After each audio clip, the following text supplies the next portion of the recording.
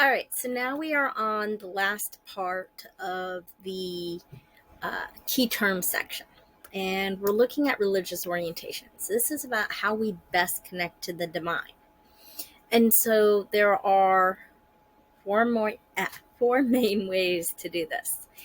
One of them is through sacraments. This is through rituals. The idea that when you want to connect to the ultimate power, when you want to feel a connection with that sacred experience, it is through rituals that you most feel that connection.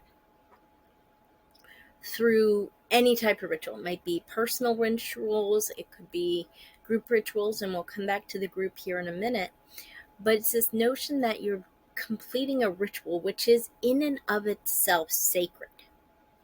One concept of the ritual is it is a retelling of the sacred connection.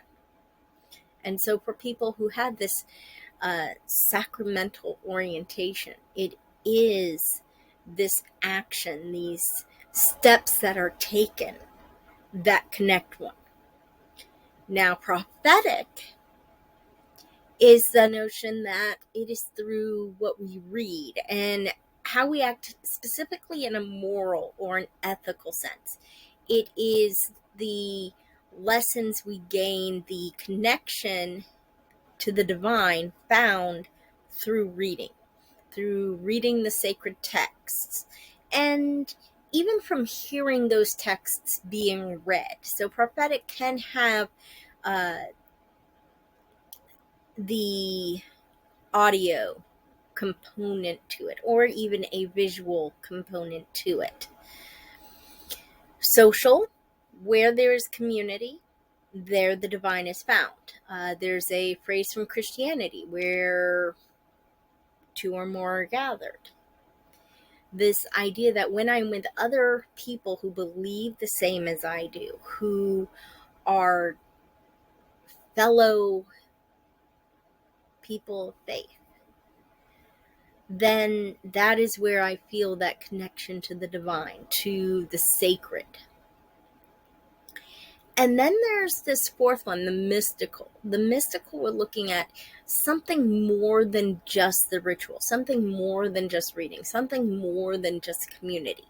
It's this transcendental type of feeling, although we can argue it can be cosmological as well, where one is just immersed into this sense of oneness, this sense of unity, this sense of interconnection, this experience of something above and beyond the common day-to-day experience. This type of connection will show up with people who might have near-death experiences or life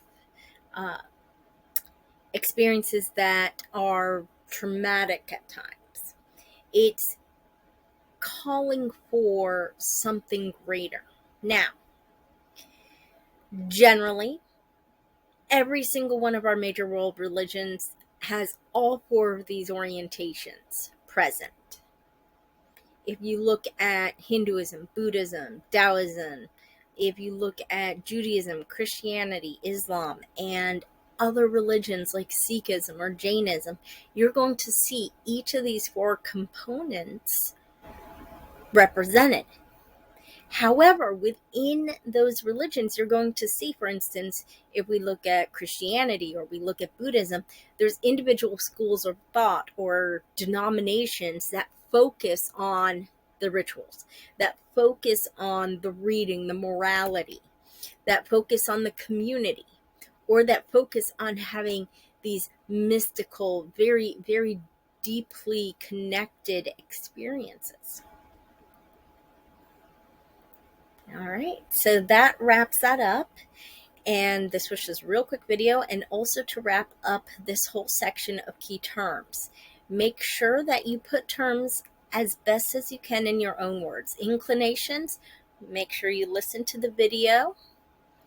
For classifications, don't forget, I want you to add more than what I said in the quick lecture video, and I want you to think about it in relationship to ultimate power and ultimate concern.